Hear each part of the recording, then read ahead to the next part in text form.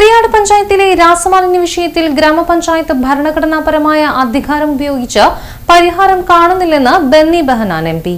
കേരള പഞ്ചായത്ത് രാജ് ആക്ടിലെ 219 വകുപ്പ് പ്രകാരവും 2023 Kerala public health act പ്രകാരവും വിപുലമായ അധികാരങ്ങളുള്ള ഗ്രാമപഞ്ചായത്ത് അടിയന്തരമായി ചെയ്യേണ്ടതൊന്നും ചെയ്യാതെ സാധാരണ നടപടിക്രമങ്ങളുടെ പുറകെ പോയി സമയം ദീർഘിപ്പിക്കുന്നതിനാലാണ് പൊതുജന പ്രക്ഷോഭത്തിന് കാരണമാകുന്നതെന്ന് ബെന്നി ബെഹനാൻ എംപി പറഞ്ഞു.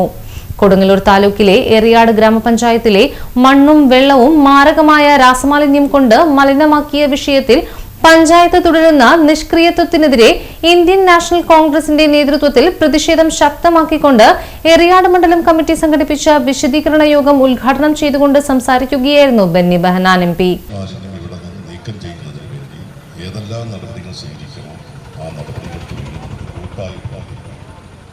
രാഷ്ട്രീയത്തിന് അതീതമായി നമ്മൾ ഏറ്റെടുക്കേണ്ട ഉത്തരവാദിത്തമാണ്. കാരണം ഈ നാടിനെ വരും കാലഘട്ടങ്ങളിൽ ഇതിൻ്റെ ഭവിഷ്യത്ത് അനുഭവിക്കേണ്ടി നമ്മൾ മാത്രം തലമുറ പോലും അനുഭവിക്കേണ്ടി വരുമോ എന്ന സംശയത്തിൽ എൻ്റെ നാട്ടിൽ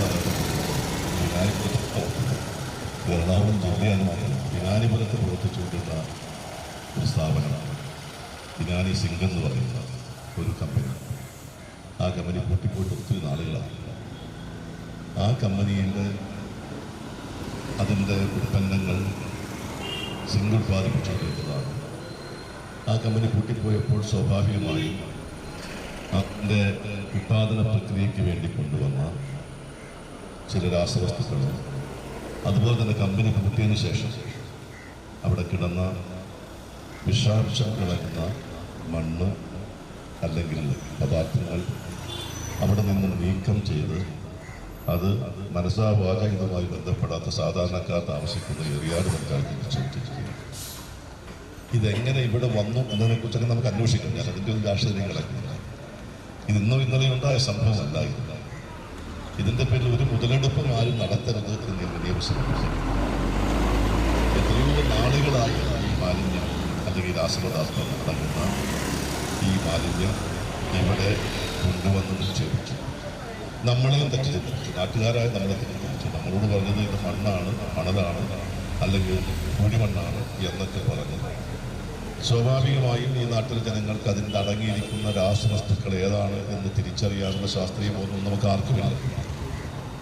വിവിധ തലത്തിൽ കോൺഗ്രസും പോഷക സംഘടനകളും പ്രതിഷേധ പരിപാടികൾ സംഘടിപ്പിച്ചിട്ടും ഗ്രാമപഞ്ചായത്ത് ഭരണ നേതൃത്വം ബോധപൂർവം ജനശ്രദ്ധ വഴിതെറ്റിക്കുവാൻ ശ്രമിച്ചുകൊണ്ട് വിഷയത്തിൽ നിന്നും ഒളിച്ചോടുന്നത് എന്തൊക്കെ ഒളിപ്പിക്കാനാണെന്നും ആരെയൊക്കെയോ രക്ഷിക്കാനാണെന്നും വ്യക്തമാക്കണമെന്ന് യോഗം ആവശ്യപ്പെട്ടു.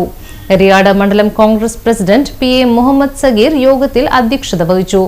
ജില്ലാ Congress committee general secretary PK Shamsuddin, block Congress president PB Moidu, UDF നിയോജക മണ്ഡലം convener PS Mujeeb Rahman, pensioners association സംസ്ഥാന വൈസ് പ്രസിഡന്റ് TM കുഞ്ഞുമൊയ്തീൻ, ഗ്രാമപഞ്ചായത്ത് പ്രതിപക്ഷ നേതാവ് PK Muhammad, PP John, VM Shine, KA Siddique, panchayat അംഗങ്ങളായ KT സജീവൻ, CD വിജയൻ, സുഹ്റാബി മുഹമ്മദ് എന്നിവർ സംസാരിച്ചു.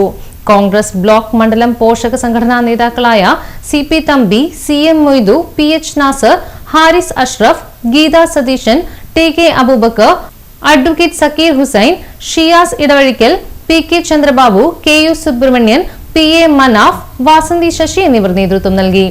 യോഗത്തിന് ശേഷം 8ാം വാർഡിൽ അംഗനവാടിയോട് ചേർന്ന് രാസമാലിന്യം കൊണ്ട് നികത്തിയ സ്ഥലം ബെന്നി ബെഹനാൻ MP പ്രവർത്തകരോടൊപ്പം സന്ദർശിച്ചു. പ്രതിഷേധം ശക്തമാക്കുന്നതിന്റെ ഭാഗമായി കോൺഗ്രസിന്റെ നേതൃത്വത്തിൽ ജനകീയ സമരസമിതി രൂപീകരിച്ചു.